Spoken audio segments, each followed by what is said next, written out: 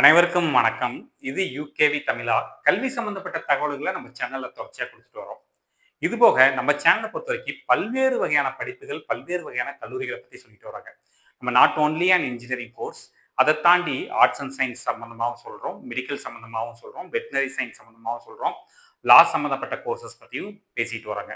So இந்த particular வீடியோல நான் எந்த கல்லூரிய பத்தி பேசப் போறேன் அப்படின்னு பார்த்தீங்கன்னா, PSG college of arts and science. NIRF ரேங்கிங்ல தமிழ்நாட்டில் இருக்கக்கூடிய ஒரு one of the top most கல்லூரியா பார்க்கக்கூடிய ஒரு கல்வி நிறுவனம் தான் பார்த்தீங்கன்னா PSG college of arts and science அப்படின்னு சொல்லுவாங்க.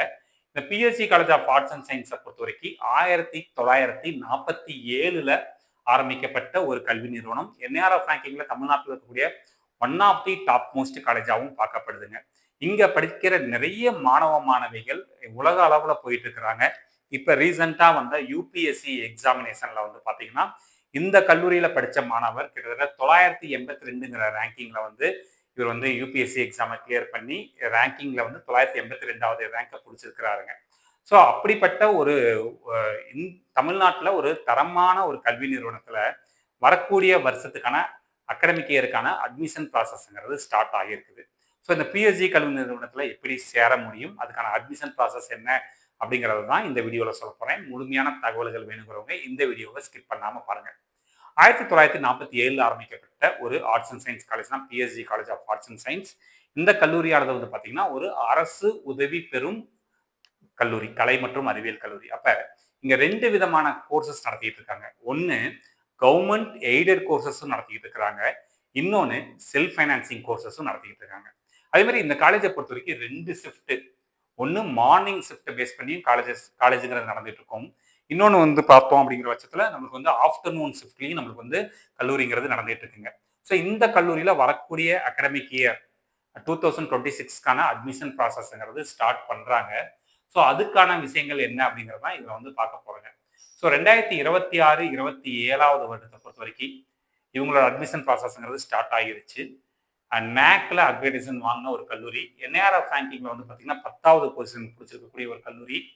ரெண்டாவது 75 கோர்ஸ் யூஜி பிளஸ் பிஜி எல்லாமே சேர்த்தி நம்மளுக்கு கிட்டத்தட்ட ஒரு 75 கோர்சஸ் இருக்கக்கூடிய ஒரு முக்கியமான கல்லூரியா வந்து பார்க்கப்படுதுங்க. ஸோ இவங்களோட அட்மிஷன் ப்ராசஸ் எப்படி, அதாவது எந்த மாதிரி எதை பேஸ் பண்ணி அட்மிஷன்ங்கிறது தர்றாங்க அப்படிங்கிறது கொடுத்துருக்குறாங்க. இவங்களுக்கு அட்மிஷன்ங்கிறது எப்போ ஓப்பன் ஆகும் பார்த்தீங்கன்னா மார்ச் ஏப்ரல் 2026ல் ஓப்பன் ஆகும்னு சொல்லியிருக்காங்க. இந்த அஃபிஷியல் வெப்சைட்லேயே இப்போ இதுக்கு முன்னாடி நீங்கள் பார்த்த விண்டோவில் அந்த அப்ளை ஃபார் யூஜி கோர்சஸ்னு ஒரு டேப் இருந்துச்சுங்க. அதை கிளிக் பண்ணீங்கனாலே உங்களுக்கு நீங்கள் போய் அப்ளை பண்ணலாம் அப்படிங்கிற மாதிரி சொல்லியிருக்கிறாங்க. இந்த கல்லூரியை பொறுத்த வரைக்கும் சில கல்லூரிகளில் வந்து ஒவ்வொரு கோர்ஸுக்கும் தனித்தனியாக நீங்கள் அப்ளை பண்ணணும்.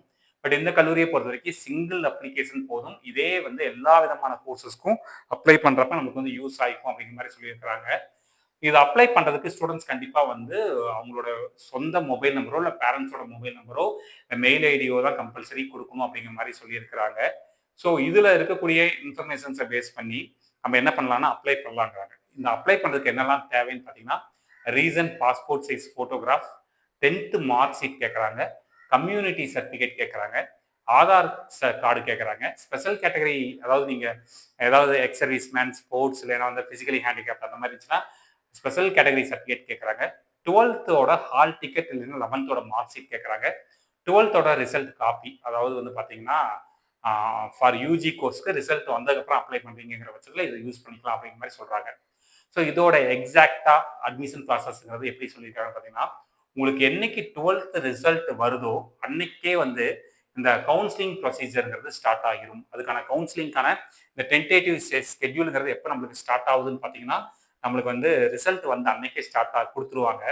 ரெண்டாவது நம்மளுக்கு 2வது நாள், அதாவது ரிசல்ட் வந்த 2வது நாள் கவுன்சிலிங் டேட்டு உங்களுக்கு என்னைக்கு அட்மிஷன் ப்ராசஸ்ங்கிறத சொல்லிடுவாங்க. ரிசல்ட் வந்த 3வது நாள் நம்மளுக்கு வந்து ரெஜிஸ்ட்ரேஷன்ங்கிறது க்ளோஸ் ஆகுதுங்க.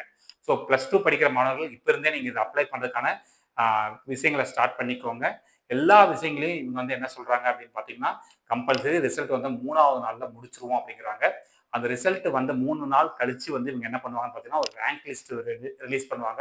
அதை பேஸ் பண்ணி தான் இவங்க வந்து என்ன பண்ணுறாங்கன்னு பார்த்தீங்கன்னா உங்களுக்கு வந்து கவுன்சிலிங்க்கு கூப்பிட்டு கவுன்சிலிங் வழியாக தான் இந்த அட்மிஷன்ங்கிறது நடக்கும் அப்படிங்கிற மாதிரி சொல்லியிருக்கிறாங்க. ஸோ இதில் வந்து என்னென்ன விஷயங்கள்லாம் ஃபாலோ பண்ணுவாங்க அப்படிங்கிற மாதிரியான விஷயங்கள் கொடுத்துட்டாங்க. ஸோ இதில் இம்பார்ட்டன்ட் டேட்ஸும் நம்ம வந்து என்னங்கிறது நம்ம வந்து பார்ப்போம். இந்த ரிசல்ட்டை அதாவது அட்மிஷன்ஸை பொறுத்த வரைக்கும் என்னென்னலாம் பண்ணுறாங்க அப்படிங்கிறத பார்த்துக்கலாம். So date of publication of results by government அன்றைக்கே வந்து நமக்கு என்ன சொல்கிறாங்கன்னு பார்த்தீங்கன்னா கவுன்சிலிங் ப்ராசஸ்க்கான அட்மிஷனுங்கிறது ஸ்டார்ட் ஆகுது. லாஸ்ட் டேட் வந்து பார்த்தீங்கன்னா ரிசல்ட் வந்து 3வது நாளில் வந்து கொடுத்துட்றோம் அப்படிங்கிற மாதிரி சொல்லிடுறாங்க. ஸ்பெஷல் கேட்டகரி கவுன்சிலிங் நடத்துகிறாங்க. இது போக வந்து பார்த்தீங்கன்னா ரிசல்ட் வந்து 5வது நாள் 4வது நாள் sports NCC X serviceman differently abled category பீப்புளுக்கு 4வது நாள் கவுன்சிலிங் ஆரம்பிச்சிடும். ரிசல்ட் வந்த உடனே ரிசல்ட் வந்து 5வது நாள் language courses arts programme science ப்ரோக்ராம்க்கு எல்லாமே ஆரம்பிச்சிருக்கிறாங்க. அது போக ஸ்பாட் அட்மிஷன் ப்ராசஸ் இருக்குது. ஸ்பாட் அட்மிஷன் ப்ராசஸ்ங்கிறது ரிசல்ட் வந்த அன்னைக்கே நீங்கள் நேரடியாக போய் அட்மிஷன் போட்டுக்கலாம். என்ன சார் ஸ்பாட் அட்மிஷனுக்கும் மற்ற ப்ராசஸ்க்கும் என்ன சார் வித்தியாசம் அப்படின்னு பார்த்தீங்கன்னா, அதாவது ஸ்பாட் அட்மிஷன்ங்கிறது நான் இவங்க வந்து என்ன கோர்சஸ்க்கு தருவாங்கன்னா செல்ஃப் ஃபைனான்சிங் கோர்சஸ்க்கு ஸ்பாட் அட்மிஷன் அவைலபிள். சில கோர்சஸ் வந்து அவங்க வந்து நீங்கள் என்ன பண்ணிக்கலாம்னு சொல்கிறாங்கன்னா நீங்கள் அங்கே போயிட்டு பார்த்துக்கலாம் அப்படிங்கிறாங்க. கவர்மெண்ட் எய்டட் கோர்சஸில் சேர்றதுக்கு நீங்கள் அப்ளை பண்ணுங்கள். மற்ற விஷயங்கள் எல்லாமே ஸ்பாட் அட்மிஷன்ஸில் கூட பண்ணலாங்கிறாங்க. இந்த இடத்துல பார்த்தீங்கன்னா apply for undergraduate programmes இருக்கும். இதில் தான் நீங்கள் போய் என்ன பண்ணணும்னு பார்த்தா உங்களோட டீட்டெயில்ஸ் எல்லாமே வந்து நீங்கள் அப்லோட் பண்ணுற மாதிரி இருக்கும். ஸோ அதுக்கான டேப்ங்கிறது நமக்கு இப்போ கூடிய சீக்கிரம் ஓப்பன் ஆக போகுதுங்க. பட் ஜென்ரலாக இந்த கல்லூரியோட அட்மிஷன் ப்ராசஸ்ங்கிறது இப்போ வந்து அனௌன்ஸ்மெண்ட் வந்துருச்சு. அனௌன்ஸ்மெண்ட் வந்தாலே ஒரு காலேஜோட அட்மிஷன் ப்ராசஸ்ங்கிறது ஸ்டார்ட் ஆயிருச்சுன்னு அர்த்தங்க. ஸோ தமிழ்நாட்டோட ஒரு முக்கியமான ஒரு கலை மற்றும் அறிவியல் கல்லூரி.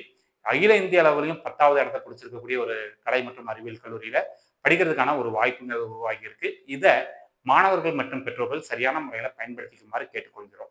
இந்த மாதிரி தொடர்ச்சியாக பல்வேறு வகையான கல்லூரிகள் சம்மந்தப்பட்ட தகவல்கள் மற்றும் கவுன்சிலிங் ப்ராசஸ் சம்மந்தப்பட்ட தகவல்கள் வேணுங்கிறவங்க யூகேவி தமிழா அப்படிங்கிற இந்த யூடியூப் சேனலை சப்ஸ்கிரைப் பண்ணிக்கோங்க. மற்றும் இந்த வீடியோ உபயோகமாக இருக்கு நீங்கள் ஃபீல் பண்ணீங்கன்னா உங்களுக்கு தெரிஞ்ச மாணவர்கள் மற்றும் பெற்றோர்களுக்கு இந்த வீடியோ ஷேர் பண்ணுங்க. மிகவும் நன்றி.